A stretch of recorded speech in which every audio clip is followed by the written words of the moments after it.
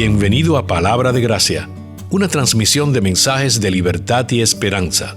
Creemos que la gracia del Evangelio de Cristo, tal y como este es presentado en la Palabra de Dios, es lo único que puede dar verdadera libertad de la culpa y condenación del pecado en medio de un mundo en decadencia. En esta ocasión escucharemos el mensaje La sepultura del Señor por el pastor Sugel Michelén. ¿Cuántos de ustedes alguna vez han pensado que la sepultura de Jesús es tan importante como su muerte y su resurrección? Me temo que no muchos. Mis hermanos, pocas veces nosotros pensamos en la sepultura de Jesús como un elemento central de nuestra fe. Pero ¿saben qué? Cuando el apóstol Pablo quiere resumir el mensaje del Evangelio que él predicó, ¿cuál es el resumen que Pablo les da? Capítulo 15 de 1 Corintios, que Cristo murió por nuestros pecados conforme a las Escrituras, que fue sepultado y que resucitó al tercer día conforme a las Escrituras. Cristo murió, Cristo fue sepultado, Cristo resucitó, y todo eso, dice Pablo, conforme a lo que había sido previamente anunciado por los profetas del Antiguo Testamento. Eso estaba en las Escrituras. Es así como Pablo resume, como Pablo define la buena noticia del Evangelio. Estos tres eventos poseen una importancia capital.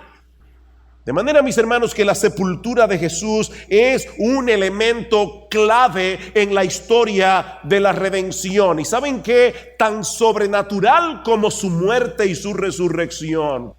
Estaba muy impresionado estudiando este pasaje en esta semana, viendo a Dios en su soberanía, orquestando las cosas de tal manera que, así como Cristo murió de la manera precisa, el día preciso, de la forma precisa, así también vemos al Dios soberano obrando en la voluntad de los hombres para que ellos sepultaran a Jesús exactamente como Jesús tenía que ser sepultado.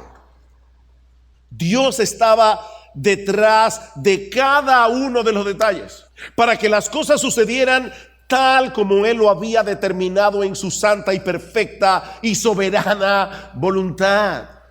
Las personas que intervinieron en la sepultura de Jesús fueron responsables de sus acciones, pero estaban cumpliendo la voluntad de Dios. Ahora, ¿saben lo más maravilloso de todo esto? Jesús es Dios. Y por lo tanto podemos decir que aunque Él estaba físicamente muerto, al mismo tiempo estaba vivo en el espíritu, coordinando su propio funeral. Y eso es lo que yo quiero que veamos en esta mañana. Hay al menos tres cosas aquí que debemos resaltar en este pasaje. La primera es la protección providencial del cuerpo de Jesús. Los romanos tenían la costumbre de dejar en la cruz por varios días los cuerpos de aquellos que habían sido crucificados para que sirviera de escarmiento a la población. De manera que los cadáveres comenzaban el proceso de descomposición a la vista de todos, mientras eran comidos por los perros y por las aves de presa. Era un espectáculo horripilante.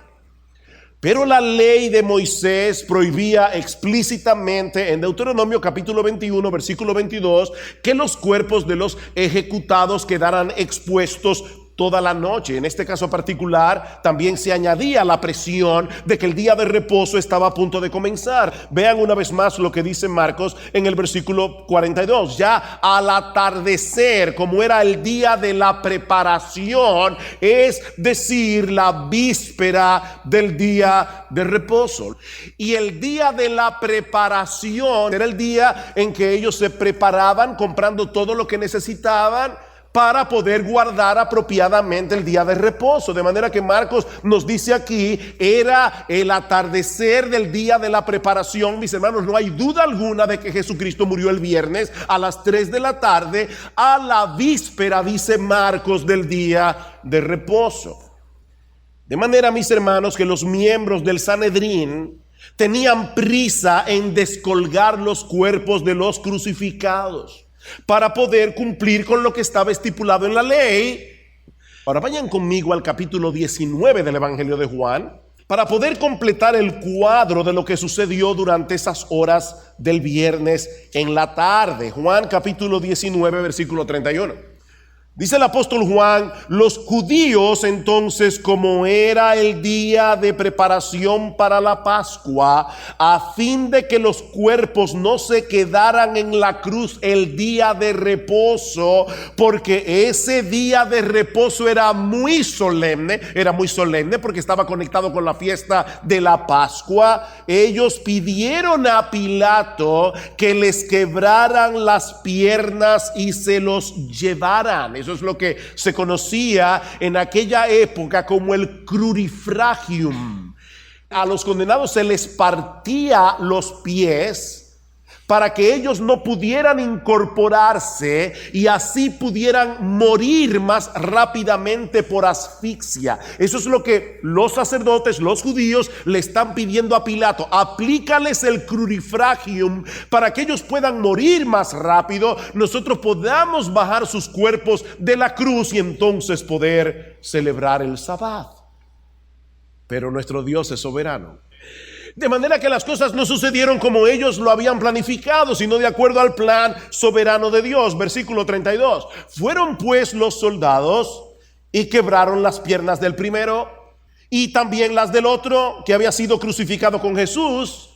Pero cuando llegaron a Jesús, como vieron que ya estaba muerto, no le quebraron las piernas. Nadie me quita la vida, ¿recuerdan? Juan 10.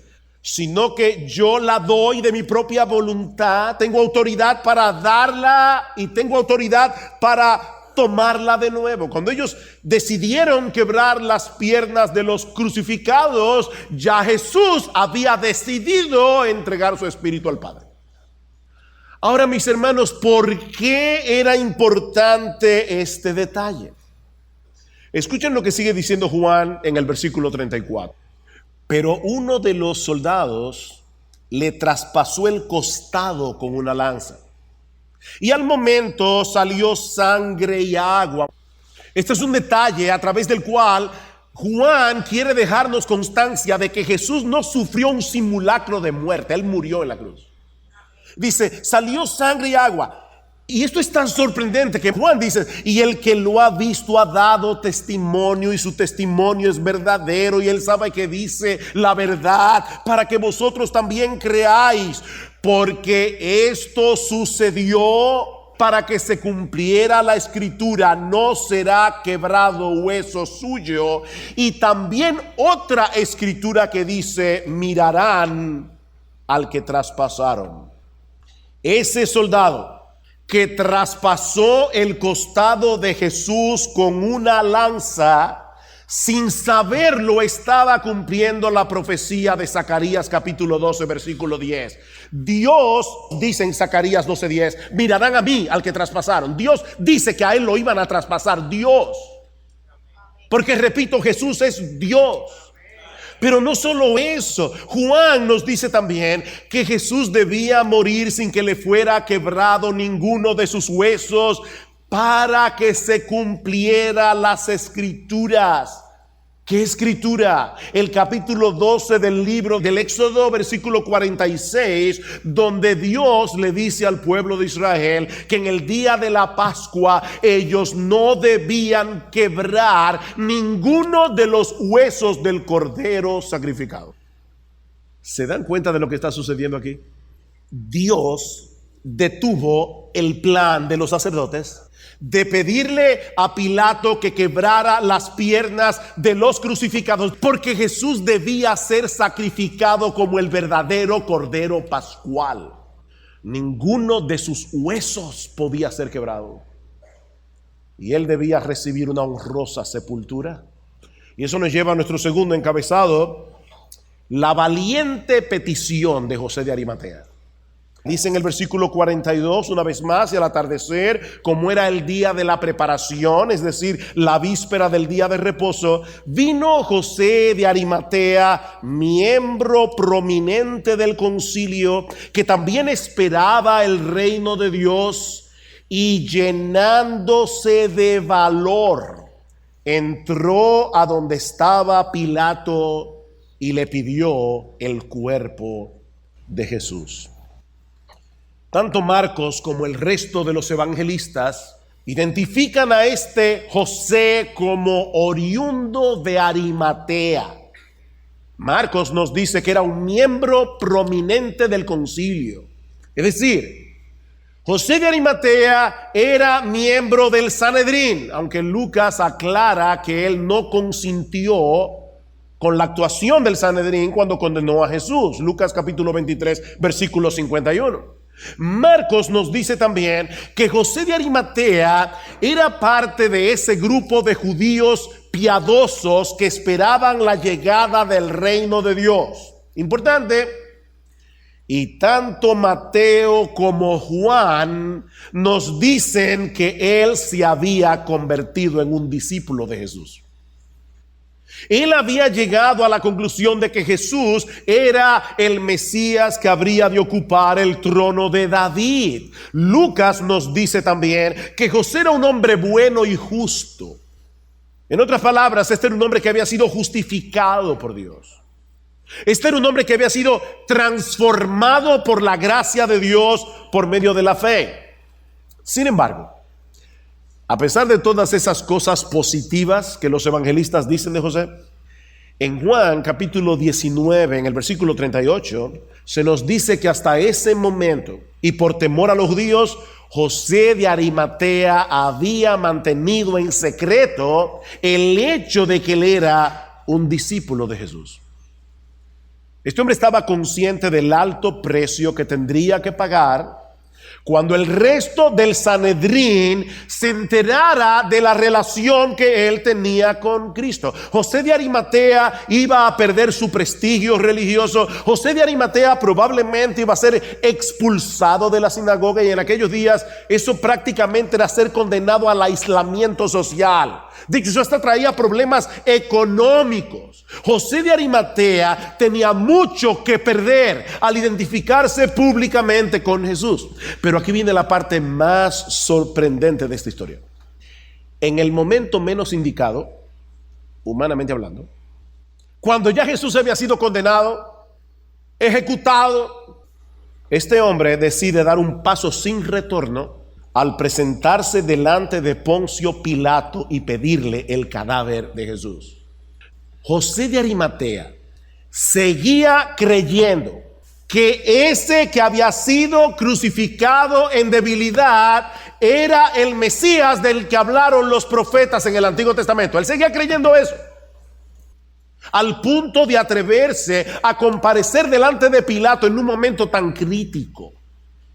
Por eso es que Marcos nos dice en el capítulo 15, llenándose de valor, entró a donde estaba Pilato. Debemos tomar en cuenta que José de Arimatea actuó de esa manera antes de la resurrección. Fue antes de la resurrección. Él actuó en fe, creyendo que Jesús era quien decía ser, y eso le dio el valor de hacer lo que él hizo. ¿Cuánto más nosotros, mis hermanos, que vivimos después de la resurrección? Déjame hacerte una pregunta. ¿Tú estás dispuesto a dar la cara? ¿Tú estás dispuesto a defender tu fe? Joven, en las universidades, en los colegios, tú estás dispuesto a defender tu fe en tu lugar de trabajo, aún en ese momento cuando no solo tienes al mundo entero en contra, sino también cuando los mismos que profesan ser cristianos no parecen estar dispuestos a pagar el precio de seguir a Cristo. Tú estás dispuesto a pagar el precio solo, porque eso fue lo que hizo José de Arimatea. Esa petición del cuerpo muerto de Jesús, a unas 2 horas del inicio del Sabbat y de la fiesta de la Pascua, es mucho más sorprendente por lo que implicaba para un judío tocar un cuerpo muerto. Mis hermanos, yo quiero que ustedes entiendan lo que implicó para José de Arimatea llegar a esa conclusión. Dice en Números capítulo 19 versículo 11 que todo aquel que tocare el cuerpo de una persona muerta quedaba ceremonialmente inmunda por 7 días. Lo que implicaba no poder participar de ninguna actividad religiosa en el templo durante todo ese tiempo. Pero en ese momento su lealtad a Jesús fue más poderosa y determinante que cualquier otro tipo de lealtad. Versículo 44. Pilato se sorprende de que ya hubiera muerto y llamando al centurión le preguntó si ya estaba muerto. Y comprobando esto por medio del centurión, le concedió el cuerpo, y la palabra que se usa allí es una palabra que significa cadáver. Pilato le entregó a José el cadáver de Jesús. Y mis hermanos, lo que sigue a continuación debería dejarnos sin aliento. No olviden, le concedió el cuerpo a José, quien compró un lienzo de lino y bajándole de la cruz, le envolvió en el lienzo de lino y le puso en un sepulcro que había sido excavado en la roca, e hizo rodar una piedra a la entrada del sepulcro. Imagínense a José bajando de la cruz el cuerpo muerto de Jesús, para entonces proceder a envolverlo en el lienzo que él había comprado. Algo interesante que debemos añadir aquí es que por el Evangelio de Juan, nosotros sabemos que en ese momento Nicodemo entra en escena. Alguien a quien Juan identifica como el que antes había venido a Jesús de noche, trayendo una mezcla de mirra y de áloe, y Juan es muy específico, como de 100 libras. Estos dos discípulos de Jesús, que habían mantenido su fe en secreto hasta que lo vieron clavado en la cruz, ahora se han propuesto enterrarlo como a un rey. Eso es lo que Juan está diciendo. Pero hermanos, lo que yo quiero resaltar una vez más en este relato es la soberanía de Dios. Tanto Nicodemo como José de Arimatea actuaron responsablemente, pero ya Dios había dicho que eso iba a suceder unos 700 años antes a través del profeta Isaías. ¿Recuerdan Isaías capítulo 53, versículo 9? Luego de describir los sufrimientos que iba a padecer el Mesías, dice: se dispuso con los impíos su sepultura, mas con los ricos será en su muerte. Eso es exactamente lo que se está cumpliendo aquí. Dios lo había dicho 700 años antes. Mis hermanos, si nadie hubiera pedido el cuerpo de Jesús, ¿saben lo que habría sucedido? Seguramente junto con los otros dos crucificados habría sido arrojado en el Gehenna, sin sepultura y sin honor. Pero Dios protegió el cuerpo de su Hijo, inclinando soberanamente la voluntad de José de Arimatea para que en ese momento este discípulo secreto se armara de valor, se presentara delante de Pilato, pidiera su cuerpo y lo enterrara debidamente, no solo para darle a Jesús el honor que él se merece, sino también para preparar el escenario de su resurrección. Vean una vez más el final del versículo 46. Dice que le puso en un sepulcro que había sido excavado en la roca, e hizo rodar una piedra a la entrada del sepulcro. Mateo nos dice que esa piedra era grande. Mateo nos dice también que ese sepulcro había sido excavado en la roca para el uso personal de José de Arimatea. Y por el Evangelio de Juan sabemos que estaba cerca del lugar donde ocurrió la crucifixión. La soberanía de Dios. Cuando José de Arimatea cavó esa tumba en ese lugar, jamás pensó que iba a quedar cerca del lugar donde Jesús iba a ser ejecutado. Jamás pensó que el primero en usar esa tumba sería Jesús.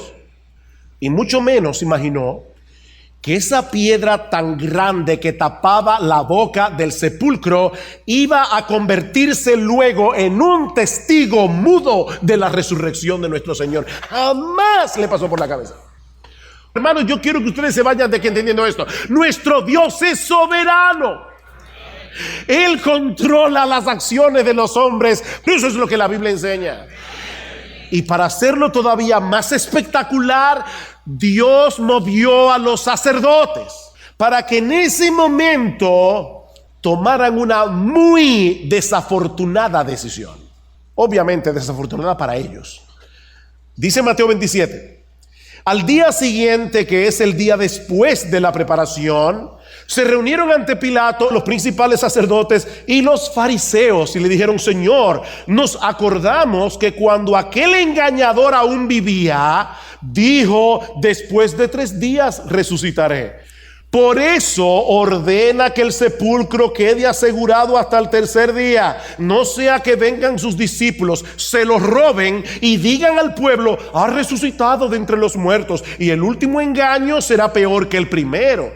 Pilato les dijo: una guardia tenéis, id, aseguradla como vosotros sabéis. Y fueron y aseguraron el sepulcro, y además de poner la guardia, sellaron la piedra con un sello romano. Romper ese sello implicaba pena capital. Mis hermanos, nuestro Dios quería dejar constancia de que la tumba estaba protegida por una guardia romana. Él quería dejar constancia que la boca del sepulcro estaba tapada por una gran piedra y que esa piedra estaba sellada con la autoridad de Roma, para que cuando los discípulos anunciaran que Jesús se había levantado de los muertos, esa tumba fuera un testimonio irrebatible de la veracidad de su predicación. Pero aún nos resta una escena más: las testigos oculares de la sepultura de Jesús. Versículo 47. Y María Magdalena y María, la madre de José, miraban para saber dónde le ponían. Lucas dice en el pasaje paralelo que las mujeres que habían venido con él desde Galilea siguieron detrás y vieron el sepulcro y cómo fue colocado el cuerpo. Muchos detalles. De manera que estas mujeres no solamente fueron testigos presenciales de la muerte de Cristo, sino también de su sepultura. ¿Saben por qué? Porque ellas serían también las primeras testigos de su resurrección el domingo en la mañana. Hermano, yo quiero añadir 2 cosas a modo de conclusión. En primer lugar, la enseñanza de este pasaje debería mover a los incrédulos que están aquí hoy entre nosotros. La enseñanza de este pasaje debería moverte a ti a considerar seriamente cómo vas a responder a lo que has escuchado hoy. Miren, si algo nos enseña este pasaje, es que la Biblia, sin lugar a dudas, es la palabra de Dios. Y esa Biblia dice que nuestro Señor Jesucristo es el Mesías del que hablaron los profetas en el Antiguo Testamento. Cada una de las profecías que se escribieron sobre él fueron cumplidas al pie de la letra. Mi amigo, Dios en su bondad reveló lo suficiente como para dejar al descubierto la necedad de nuestro pecado al no querer reconocer que Jesucristo es Rey de Reyes, el Rey que se hace siervo para dar su vida en rescate por muchos. Oh, pero el Señor también en su bondad reveló lo suficiente para que sepamos a dónde debemos ir cuando veamos nuestra necesidad de misericordia y de perdón. Cristo. Venir a Cristo en arrepentimiento y fe. Oh, mi amigo, ven a Cristo.